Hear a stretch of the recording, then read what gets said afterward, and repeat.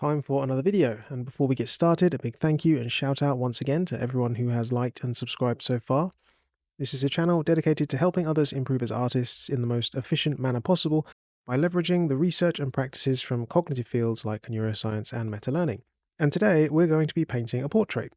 One of the biggest things that people warn me of on my ongoing journey to learn how to draw and paint using my current approach is that I never produce any finished artworks, and this is partially true. In my day-to-day training, I do not produce such finished pieces, and I tend to only spend a maximum of 1 hour working on very narrowly focused studies to improve at one particular thing. Every 200 hours, though, I spend a bit more time producing something more polished to see how the routines I am using have been affecting my ability to perform, so to speak, at a more finished artwork kind of level. I'll be clear that I do agree with the criticism that I probably would learn more from doing finished artworks, but for the purpose of this channel and the experiment, I'm deliberately limiting myself so that you can see what happens if you never produced finished art and just spent all year locked in study hell. I can only train for 1 hour a day anyway due to work and family commitments, so I'll take the hit for you and you can train however you think is best. I made a couple of videos discussing this concept previously, along with the idea of benchmarking a point in time from which to work, and this is the first of 3 videos that will deal with these repaints, the others being a traditional landscape and a digital character-focused concept painting, both of which I have painted previously. This one, though, is focused on producing a new benchmark in a new field, and I want to start by explaining the reasons behind this. The character piece I do every 200 hours is really working a lot from my imagination and trying to make something more narrative using all of the skills in value, light, color, form, composition, and everything else. The landscape piece is more from observation, and is about trying to simplify complex reality into an appealing visual representation of it. This portrait is more like that, but for human figures and anatomy, and I think that this is important because I recently realized from studying portraiture that observation and imagination really feed one another, and that this is perhaps a key tenet of improvement in both fields.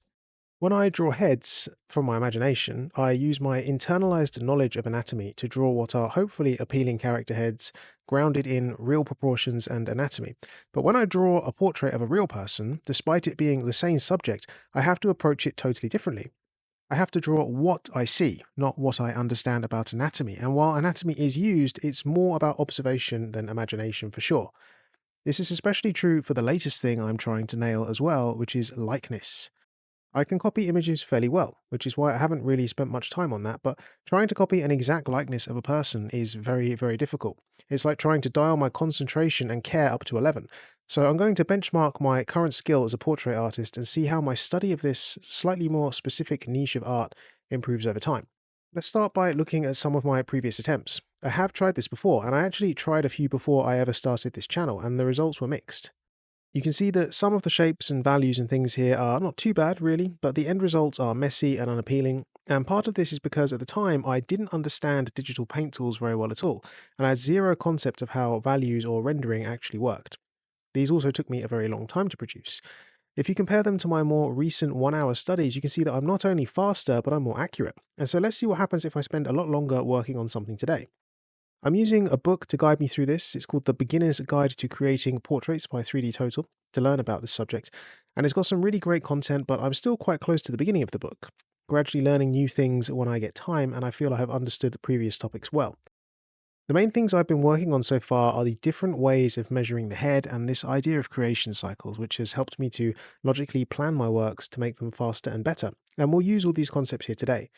I won't be working in color, but rather in value, and that's just because I haven't really started working in color properly yet. I don't understand it that well, and I feel that adding this as an extra plate to spin would be too much cognitive load. There's enough for me to work on focusing on just value and likeness, so that will be the focus here, and then later in the year when I do another portrait, maybe I can try out color then. I'll be using Photoshop and a Wacom Intuos tablet, which currently features no screen to draw on, something that I dislike a bit. I'd like to eventually upgrade to a tablet with a screen. I'm not sure exactly how long the portrait will take in total to produce, but I'm only going to be working on it for 30 minutes a day until it's done. I quite like the idea of this, as taking time away from it can help me spot any mistakes when I return to continue it. I actually didn't end up having time to work on it every day, and 30 minutes always felt like I was abandoning the piece just at a point where my eyes were really beginning to adjust to it, so I would recommend committing at least 1 hour if you can to work on a piece like this yourself. To start with, I need some good reference, and I currently just use sites like Pinterest to find these. If you know of any other good resources for this type of photography, please let me know in the comments. But I'm looking for a black and white portrait photo with strong directional lighting and some interesting shadow shapes. I don't spend too much time thinking about this, and I end up settling on these two. They're both portrait photos of women, and I wanted to take a second to show how, once you really start examining a subject in a more focused way, you can start to see the detail and beauty in the differences of these images.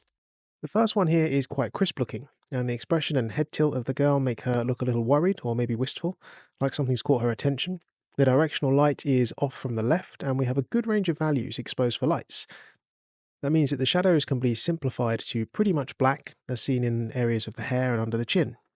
There are some other parts lit by a less powerful fill light or bounce light on the right side here, as seen in the ear and edge of the neck. Because of the quite crisp and detailed way the face is captured here, I think this would be a tough painting to render and a good challenge. If you squint at it, you can see how the face is very clearly defined. The second one is an identical subject, but it's actually quite a different photo. The first thing to notice is that all the edges are a bit softer, and it's harder to see the definition in her facial features, and while it's still exposed for lighter parts, you can see some more values in the hair. There seems to be a bit less contrast here as well, with the face seemingly using fewer values across its surface to show the forms. You could almost paint this in just 2 or 3 values, and so it would be much simpler and easier to paint in my opinion. Her expression is a bit more focused and intent this time, and if we squint at the photo we can see how the shapes create the very familiar facial features, but it's far less defined than in the previous photo. I really like this second one, but I want a challenge, and I've discussed before how I like to use the subject of cognitive loading to push myself to learn more effectively, so we're going to deal with the more difficult option 1. The creation cycles can be divided up into the 3 following phases: line, value, and edges.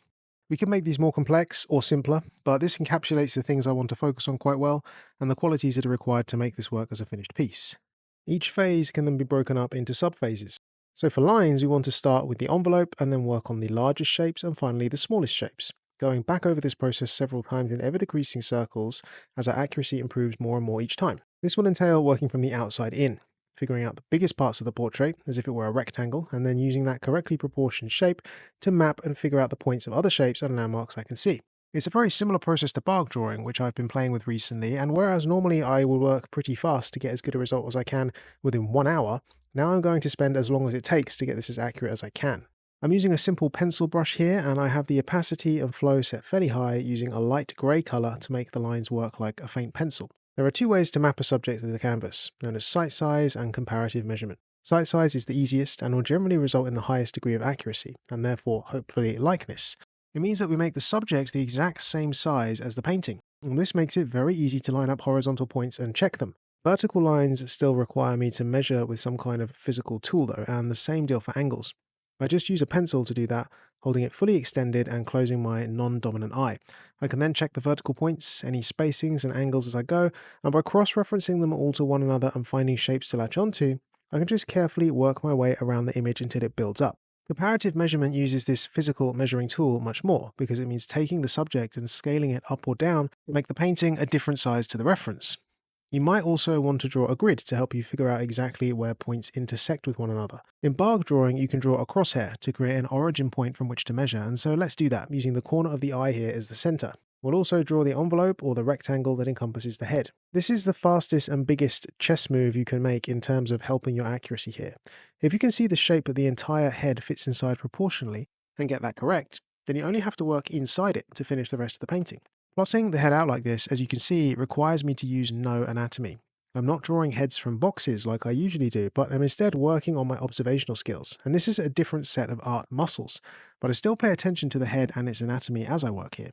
Things like the spacing and position of the features are useful, and because I understand perspective, I can still see the box that I would draw around a head like this if I was posing it from imagination. As mentioned, I believe that this type of working from observation is actually vital now to getting the imaginary stuff to be really good, and so I would encourage you to make notes of any lessons you learn as you observe. I'm very carefully measuring everything on the head in terms of angle and distance here, by drawing lines on my reference and then visually using my long measuring stick here in meat space to compare the angle of the reference to the one I draw on the painting. The fastest way to actually check measurements is to treat an area as a square and use the rectangular marquee tool here in Photoshop. You can drag out a rectangle on a part of the reference and then move the selection box across to the portrait to check your measuring. I actually really dislike measuring things, and while I want likeness and I'm spending a lot of time being careful here, I don't want my painting to end up as a totally perfect copy. One of the things I've been reading about recently a lot from authors like Andrew Loomis is that painting should not be about pantography or copying things exactly, but rather about what we call transposition, or capturing the thing that you want to capture about the subject, maybe even changing it. And this advice is also echoed by multiple authors like Marcus Matthew Mestre and Mitchell Arbala. What I'm doing here is more pantographic, and that's because I want to work on likeness. But I might be able to deviate from pure likeness as we work on this by playing with things like edges once a good likeness has been established. Perhaps for future portraits, I'll try and be a bit more spontaneous and care less about likeness. It's a very tough act to balance, though, especially for me as a beginner, still learning how to define these terms in my own work and at my own current skill level. Portraits exist on a sliding scale, from the very abstract, think Picasso or Modigliani, to the very tight and realistic, and I actually like the artists who sit maybe towards the realist end, but still feature expressive brush marks and lost edges. Artists like Anders Zorn or John Singer Sargent come to mind. That's ideally what I'd like to end up being able to paint someday, and I think that works quite well blending pantography and transposition. You get a good likeness, but it's not robotic or photographic. You can see the brush marks, and some of the colours might be a little exaggerated in places to create a bit more warmth and appeal, and I really like that way of painting. You might like something different. By the end of hour 1, I haven't even gotten to mapping out the facial features yet, and that's partly because I'm being really careful with my measurements, and partly a bit of apprehension to commit to things. As mentioned, I can actually produce an entire portrait within 1 hour now, and so this measuring is really overkill for me. Part of me thinks if I can work fast and get pretty good results, why bother trying to take such care and effort to make something perfect like this? With the hours this is going to take, I could probably paint 4 less careful portraits or learn some more anatomy.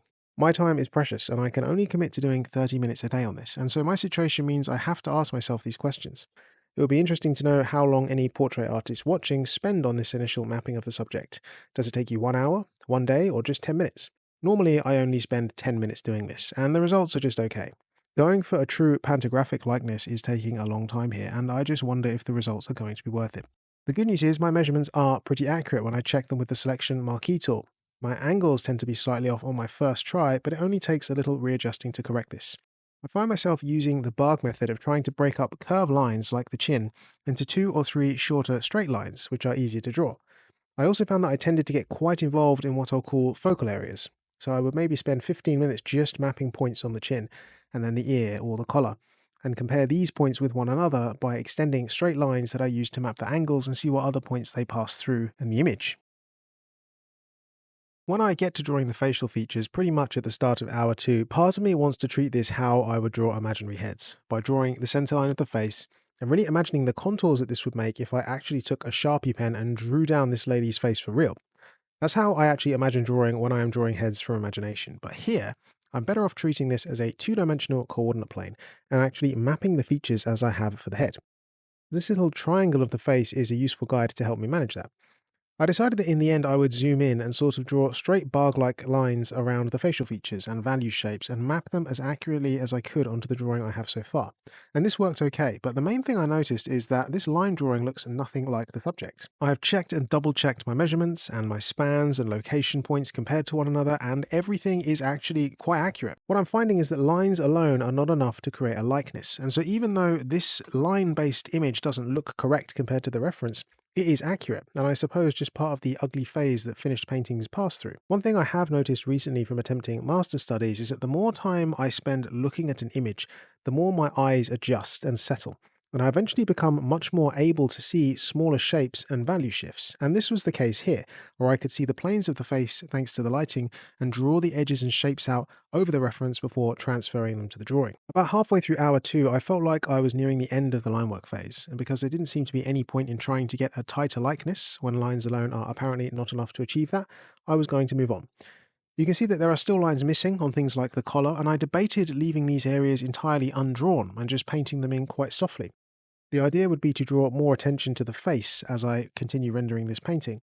I'm trying to think of ways to jump from pantography to transposition as well, and trying to actively make decisions about how I want this painting to end up looking and where I want your eyes to go. I want to control that if I can. I ended up spending around 90 minutes in total working on the line work here, and while I feel it was fairly accurate, normally I can get nearly as accurate results in a much faster time span in my hour-long studies. So while this was a fun experiment to try, I'm not sure the extra effort leads to a much more accurate capture. I suppose the wisest thing to do in the future would be to draw the fewest lines possible in the most accurate manner and utilizing something like an 80-20 principle to get the best results as efficiently as possible, working smarter, not harder. The next phase of the creation cycle is value, and this is essential now because I cannot capture her likeness any further using lines. We need to bring in tone. If you've watched my video on skill pillars, I talk about line as form and value as a separate entity, but in reality, despite being useful to compartmentalize them, form and value are actually the same thing. The light and shadow we see on surfaces are what we use to understand them in 3 dimensions, and so this girl's face is recognizable not by the lines, but by the light and shadow that reveals the unique structure of her face. So we need to capture that next. The easiest way to do that is to simply pick 3 or 4 values from the reference and paint them in as big areas. Because we have a directly and strongly lit light source, the shadow areas are very easy to see, but we won't paint them black. We use a very dark grey. The lightest parts are the white of her eyes and the specular highlights on her eyeballs, but we won't paint them in white. We'll use a light grey instead. There are clearly many in-between grey values across the surface of her face, but for ease and simplicity, what we really need is one middle dark grey and one middle light grey. We can then go around and simply paint the shapes that we see in the different values, broadly deciding which part will get given which grey. I do this with a regular hard brush, but the flow is set to 95% just to help prevent any sharp edges at the end of my strokes. And I also find it useful to set the shape dynamics to react to pen pressure, which means I can lighten my pressure to paint parts like the eyebrows where the shape tapers more easily. I also soften the outlines a little, pretty much all over with the smudge tool on a very low setting. This softening is the sort of thing that normally ruins my work, and many commenters have commented that a hard edge is usually a safer choice than a soft one. And I'm inclined to agree with you so far based on my own experience, but I'm doing it here just because none of this is locked in yet. I'll be working at a much more zoomed in level later, and so I'm plotting the shape edges with, let's say, 90% accuracy. I'm aware they will likely change, especially in areas like the ears. I'm actually still measuring as well visually as I go around this, trying to make sure that the shadow shapes map to my lines, and you might see me occasionally using the marquee tool again just to check the shapes, positions, and proportions of things on the face as I work. Sometimes I find myself looking maybe a little bit too hard and convincing myself that something is off, but upon measuring they actually turned out to be accurate. It's better to be safe than sorry. You can see with the values all added that we are a little closer to the more accurate likeness we want, but it's still not enough. What we have at the moment is a flat, graphic, cartoony lady, and so the next step is to try and begin working on the actual value rendering. We need to get all these greys we've added to blend together now in a way that accurately models the bone and muscle structure of her face so that we can recognize the face as being hers. On hour 3, I started rendering. I plotted the values out initially very quickly in around 30 minutes using 4 simple values, and now I'm going to work within the range between our lightest and darkest greys. I'm going to try and keep the number of greys to as few as possible, and this aspect of rendering was the biggest issue I had back when I painted my last benchmark image digitally, the Street Fighter one. Well, I've been working a lot on this since, and while I'm still not brilliant, I feel I understand how digital brush tools work now well enough to give this a good shot. To render digitally and blend all these shapes together, I have a hard round brush. I turn on pressure for opacity up here at the top, but I also manually change the opacity. If I hit the number keys on my keyboard, I can set the brush opacity to 10% increments. So hitting 5 will set the brush to 50%. And if I go too far, I can just blend the opposite value back over it to soften any joins or areas. I often use the smudge tool as well, but this can sometimes introduce directional smears that go against the forms I'm trying to suggest, and so I'll try and use the default soft round brush for that, with the same varied opacity settings. I found this whole process of rendering to be a bit of trial and error, and I think your best bet is to find values and settings that personally work for you. I'm still experimenting with this myself. Too low, and I find it takes a lot of strokes to build up the value, but too high, and it can be destructive. I tend to settle on a fairly high value to get the paint gradually building up, and then if I want to be a bit subtler, I pick a lighter or darker grey from my painting to work over. The 4 values we have established here should be enough to pick from, and I shouldn't need to pick any values from the reference. This is always the part that, whenever I watch other artists paint, I wish they would elaborate more on. But having tried it myself now, there isn't a huge amount to say. All I'm doing is working much closer in, creating a new window for this same painting in Photoshop that allows me to zoom in on a part of the reference I want to help me focus on areas. And I start with the eyes. At this zoomed in scale, I can actually see which edges are harder and which edges are softer. And so I go in with the smudge tool or my soft airbrush and sort that out right away. You can see that the eyes I have painted so far are way too hard edged, so we soften them up a bit. The nose outline is the hardest edge and most distinct edge in the painting, and on this part of the face. All I'm doing is looking for shapes of values that correspond to the planes of the face, as if the face was kind of made with PS1 style graphic polygons. If you look at a 3D model, or what we call the Asaro head, you'll see what I mean. I'm not using anything here as a guide, I'm just looking at the reference and seeing the shapes. I'm painting either the lightest or darkest values onto areas very gently to build them up to the desired value, and then softening them in areas with either the smudge tool or a soft brush. Some of these shapes are quite small, yet they reveal a lot of form, like the highlight on the lower eyelid there. I'm still carefully trying to match these shapes to the reference as closely as I can, always considering the angle that these shapes are rotated to and their exact dimensions. I toggled the line art layer on and off to check this at times. The nose was actually wrong, and I had drawn it out far too rounded, where actually it was almost a bunch of straight lines with a corner to it, and the values also needed adjusting to better delineate the nostrils. One thing I really noticed on the nose and eye sockets is how much bounce light there is here. There aren't any real dark shadows for the most part, and the shadow areas we do have are actually very subtly lit by light reflecting off other areas of the face. These are quite fun to paint, and the key thing to understand is that the shapes these make and their brightness level are what reveal the structure of the surface to us. If I can get that exactly like the photo, then hopefully I can create a likeness. However, at the end of this session, upon zooming back out, I noticed that the left eye looked okay, but the nose and mouth didn't seem right. It was like the overall size and proportions were incorrect, and so I drew a red circle around them to remind me to take another hard look at them next time. If I start rendering what's here with more detail, I won't get good results because I'll be defining shapes of something incorrectly proportioned. I have to get the biggest overall shape design correct first, and then work inside that shape with the details. It turns out that the mouth was fine, but it was actually the left side of the face that was wrong, and so I had to carefully redefine the silhouette. The lips were the hardest part to paint because they featured a lot of very near tonal values, and it was hard to differentiate them and paint them in a way that suggested the forms that all the planes present on this part of the face are constructed from. My general approach was to try and paint and smudge any marks that I made in a way that flowed in the direction of the planes, and tried to build up form that way. The little textured lines that form in our lips were also really hard to suggest, but I tried my best. The cheek on the right side of the face is pretty easy for me because it's a big soft shape, but the edges are very soft. The way I handled this was after getting everything quite close to what I was seeing, using a very large soft airbrush and literally just tapping it to create these in-between transitions. It helps to build a very soft, subtle gradient effect and brings everything together. And I find that going back over certain areas of the face with an in-between value like this is a good way to reduce contrast and bring everything together in quite a harmonious way. When I zoom out at the end of hour 3, the likeness isn't terrible, but it's still not right. I have more work to do on the right ear, the right eye, and the hair, as well as a bit on the clothing. So I'll just try and get all that done in the next hour, and then hopefully look at adjusting a few things to finish this off.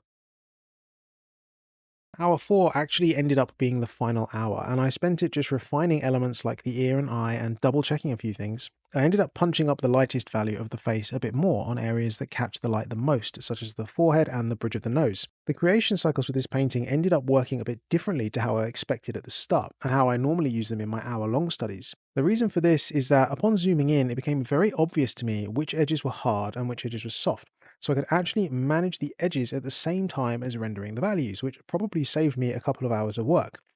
The only hard edge was the nose, and everything else was just softened either a little bit or quite a bit, and I tried to over-exaggerate this softening in places like the clothing to bring more focus onto the harder edges of the face. The cycles ended up being used more in terms of focal areas, remapping value shapes, rendering them before moving on to a new area and repeating. I then did one more cycle of adjustments at the most zoomed out level. Zooming in and out is interesting because it's probably not something that would occur in traditional painting. You can't zoom in, and so it would be interesting to compare how my creation cycles vary when I paint traditionally to digitally. I'll have to try and do a traditional portrait at some point. At the very end, the likeness is not bad, but I still feel it isn't as absolutely perfect as I could get it, and upon rechecking my measurements, some of them had actually changed during the course of the painting, especially around the mouth, chin, and the space between the eyes. I'm not actually sure how that happened, but it's definitely something to watch out for in the future. The problem at this stage is that everything is painted, and in a traditional painting, you have to live with it. But of course, in Photoshop, that's not the case, and we have the liquify tool, which we can use to massage pieces of the finished work about, and so I very carefully attempted that. These changes were literally pixels worth of movement, but I feel it did actually make a slight improvement in the likeness. Overall, I learned a hell of a lot from this portrait and agree with those viewers who tell me to sink more time into producing finished work like this. But let me be honest with you as well, I find it very, very boring. Likeness is seen as the pinnacle of craftsmanship for some, and as mentioned, I want it, but I more want the kind of likeness that Sargent and painters like that were going for. This kind of likeness was laborious and slow. Not only that, but it still didn't result in a perfect likeness, for good or bad, and I can get decent enough results now inside of just 1 hour, so it makes me just want to spend more time working in that 1 hour time frame and trying to maximize my gains there. For finished works though, I think 1 hour is nowhere near enough. I'd love to know how long it takes you to paint your finished portraits digitally or traditionally. So overall, the lessons I learned here were that likeness is hard, but possible, and honestly kind of boring. That despite my best efforts, they will still probably be wrong. That transposition is way more fun than pantography. That this is an exercise in comparing lines and angles, and that anatomy doesn't really come into play. And that my work on values and bark drawing, as well as seeing and painting shapes, were what I felt I used the most here. And so all my hours of training have helped me improve overall, I think. Next time, I think I'd like to probably work more on the transposition aspect of my paintings and spend less time trying to measure so perfectly. I'd like to work in colour, which I am currently learning a lot about, and to push things like edge and shape and colour even more to get away from photorealism and into something more appealing. I'll have to try and do some master copies of portrait artists I like over the next 200 hours to try and figure out ways to do this. And as always, if you have any tips or advice, I love to hear them. Thanks for watching today. Next time, I'll be showing the newest iteration of my Street Fighter character piece, my third time painting this image, so check back in soon to see if I've improved.